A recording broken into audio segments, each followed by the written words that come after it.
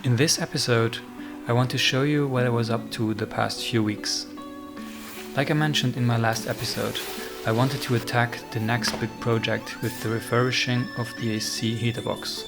Peeling the thing out of its unmerciful location was a real challenge and required the removal of the fuel tank, which unfortunately turned out to be a bit over 1/4 full. The pump and the pipes going to and from it are very badly placed, and simply disconnecting one of the pipes would have spilled 15 to 20 liters of fuel all over my lift, the floor and maybe even the underbody of the car. As a result, it was quite a bit easier for me to completely drain the tank by pumping the fuel out from the top. After that, the removal was pretty straightforward and made room for the next, much more challenging step. Don't expect this to be a tutorial on how to remove or refurbish the unit, because even for me it was a learning process and I didn't want to film myself doing stupid mistakes, which is why the first steps are not caught on tape. After the heater box was out, I started the disassembly and quickly found one of the issues. Considering the state of the evaporator, it was clear that this was the first and obvious leak.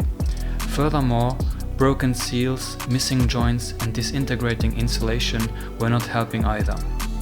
Luckily, you can order every single part new at your local Porsche dealer. As for the bigger parts such as the evaporator, the condensator and the fans, I ordered those on a website for aftermarket parts called fvd.net. To follow my OCD, I had all the metal parts powder coated by my buddy Jordi. The screws, nuts, bolts and other metal bits were rechromed by chromfabrik.de, and to finish it off, all the plastic bits were disinfected and cleaned thoroughly.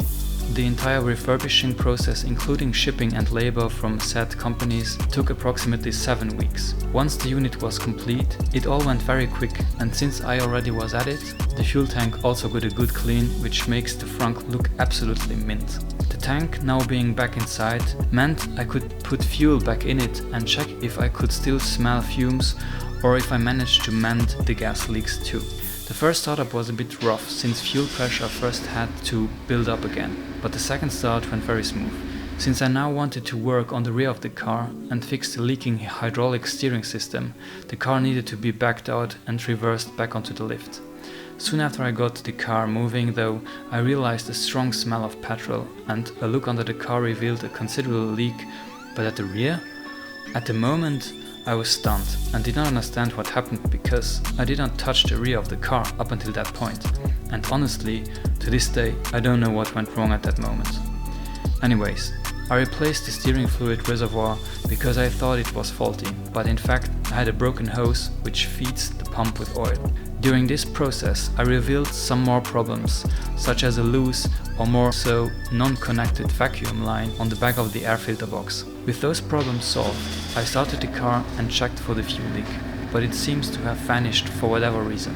It must be related to the fact that the breather pipe between the expansion fuel tank and the carbon filter was squished for several years and was now finally able to breathe freely, also explaining my problems with refueling the car at the petrol station. If you remember what I said about the driving experience with the 964, especially regarding the light flywheel with the ERS clutch and the car stalling when getting to a red light, well, I guess that I solved the problem without even knowing.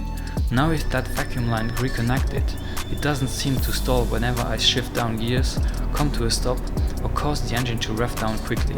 The weather is really bad these past days, so I have not been able to take you with me for a spin. If you like this video, please stick around, like and subscribe, and maybe leave a comment below.